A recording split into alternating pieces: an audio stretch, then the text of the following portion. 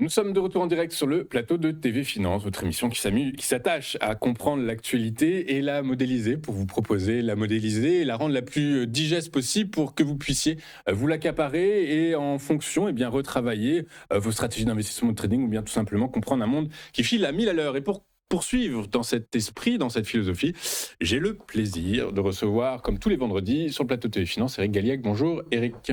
Bonjour Louis-Antoine. Merci beaucoup Eric d'être avec nous ce matin. Eric Galliac, vous êtes directeur de la recherche chez Fitadvisor Valcan, avec nous donc tous les vendredis pour nous expliquer quelles ont été les principales actualités de la semaine écoulée et comment elles ont pu impacter ou non l'évolution des principaux actifs mondiaux. Avant de voir avec vous le déroulé de cette actu qui a été impactante, pouvez-vous nous rappeler quelle a été la performance hebdomadaire des principaux actifs que vous suivez?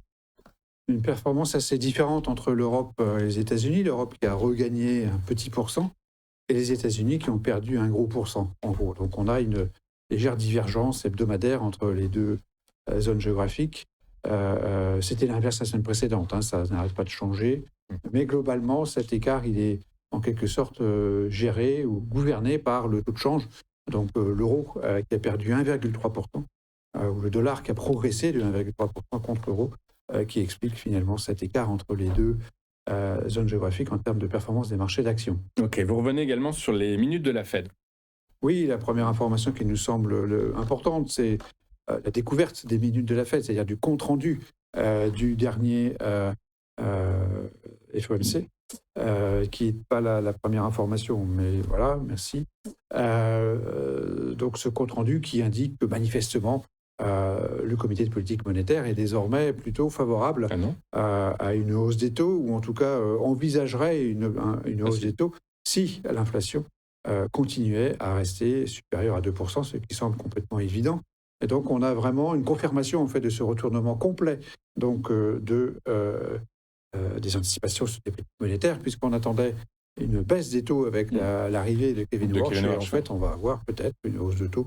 Peut-être pas forcément ici, mais dans les mois qui viennent. Oui, ça dépend ce qu'il adoptera comme stratégie. Si l'idée, comme il l'a dit très récemment dans différentes interviews, c'est de réduire la taille du bilan, quantitative tightening, en théorie, oui, c'est censé faire monter les taux. Donc on verra effectivement comment tout ça peut se goupiller. Donc c'est à voir. Je rappelle que Kevin Warsh prête serment aujourd'hui, prend ses fonctions aujourd'hui à la tête de la Réserve fédérale américaine. Aujourd'hui, nous sommes le 22 mai 2026. On poursuit avec la hausse de l'indice Empire. Je propose qu'on passe à la première, peut-être. Ah oui, non, j'avais voilà, parce que c'est lié. Les taux de marché, donc c'est voilà, ça. Ok, les taux de marché. Les deux premières news sont très liées, puisque en fait, les minutes de la Fed confirment en quelque sorte ou valident la hausse des taux de marché. La hausse des taux de marché qui a été importante cette semaine. On a dépassé les 4,5% aux États-Unis. C'est important.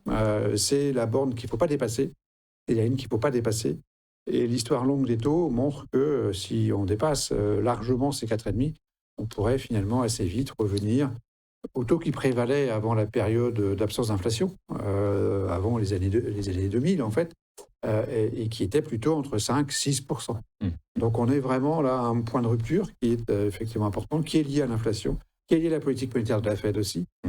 Et donc cela constitue évidemment une nouvelle négative pour l'actualité et pour le scénario de marché. Oui, c'est ça. Inflation, dette et taux long également. Enfin, inflation et dette également, qui impacte l'évolution des taux souverains américains. Le 10 ans américain, comme vous le dites, 4,58% ce matin. Donc, effectivement, on est légèrement au-dessus des 4,5%. Reste à voir comment ça va se dessiner dans le futur. On poursuit donc, comme j'ai expliqué, avec la hausse de l'indice Empire State. Voilà, donc les deux news de la semaine pour terminer sont relatifs à l'économie, avec la divergence entre l'Europe et les États-Unis au niveau des indicateurs de conjoncture économique, avec donc l'Empire State Index, donc, qui est un indicateur compilé, produit, réalisé par la Fed de New York, qui est un indicateur qui est très suivi et qui effectivement a été largement supérieur aux attentes. Alors, il y a d'autres indicateurs qui n'étaient pas forcément au-dessus des attentes, mais celui-là est quand même très suivi, et surtout à 19,6 contre des attentes à 13,4, c'est quand même un écart important. Donc effectivement, ça confirmerait que l'économie américaine continue de résister, malgré tout. Alors, elle ne galope pas, mais elle continue de résister et que les 2% qu'on attend pourraient effectivement bien se se confirmer tout au long des mois de cette année 2026. Ouais, il y a les indicateurs avancés également hein, enfin c'est un indicateur avancé, c'est celui de la Fed, mais les PMI en l'occurrence, je pense aux PMI, hein, qui ont confirmé, qui racontent à peu près la même histoire. On finit avec l'Europe. L'Europe, et lui, son indicateur avancé Voilà, c'est l'inverse, hein, donc Ouais. c'est le pendant en quelque sorte de la nouvelle précédente, de l'activité précédente, c'est donc la baisse de l'ISM de la zone euro. On le voit bien sur le graphique, hein, la baisse depuis le mois de novembre dernier qui est très impressionnante, qui est accélérée évidemment depuis le mois de mars, avec la hausse des prix du pétrole et les opérations américaines en Iran. Et donc voilà, cet indice ISM pour le mois de mai, et puis il y a 47,5, donc en dessous de 50, ce qui montre bien que le rebond qu'on attend cette année en Europe sera peut-être ou très probablement maintenant reporté, s'inédier, ou alors reporté à 2027, ce qu'on espère tous. Et cela ferait donc une 4e année de stagnation de la conjoncture économique en Europe. C'est quand même important et c'est une grande déception par rapport à ce qu'on attendait pour 2026, notamment déception en France, qui est le pays le plus faible et qui a subi des publications négatives, très négatives sur son ISM hier. Et d'autant plus qu'à l'issue de sa prochaine réunion, le 11 juin prochain, la Banque Centrale Européenne devrait annoncer une hausse de taux. Résultat, ça devrait peser encore plus sur l'économie européenne. En théorie, toujours. Résultat, la synthèse est négative. C'est une synthèse négative. Les deux premiers points qui portaient sur les taux administrés et les taux de marché. Les taux de marché donc, ont progressé au-delà de 4,5. Les taux administrés qui devraient être relevés probablement donc, en Europe, effectivement au mois de juin, mais peut-être aussi aux États-Unis dans les mois qui viennent. Une grande surprise, un retournement complet. Donc là, est négatif, ça fait -2. Si on rajoute les deux indicateurs macroéconomiques, les indicateurs avancés qui sont totalement inversés, plutôt favorables aux États-Unis, plutôt défavorables en Europe, on se retrouve donc avec une synthèse qui est à -2 cette semaine. Donc une actualité qui s'est dégradée au cours donc, de la semaine écoulée. Et résultat, dans vos stratégies d'investissement sur le marché action, avec cette synthèse, vous privilégiez le marché américain au marché européen ou pas? Alors, on privilégie plutôt le marché européen, effectivement, au marché américain, puisque alors, on avait révisé en baisse notre allocation la semaine précédente, 85% dans les deux zones.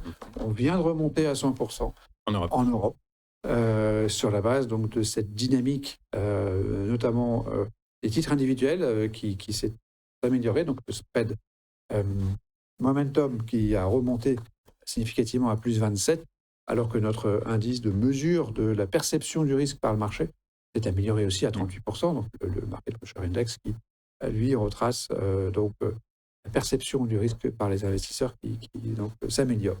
Donc au total, nous sommes effectivement toujours fortement pondérés au maximum sur l'Europe et un petit peu moins sur les États-Unis. Très clair, merci beaucoup Eric d'avoir été avec nous ce matin. Eric Galliac, directeur de la recherche chez FI Advisor Valcan, avec nous tous les vendredis pour nous expliquer comment un portefeuille action pourrait être travaillé. Merci beaucoup, à très bientôt, à la semaine prochaine.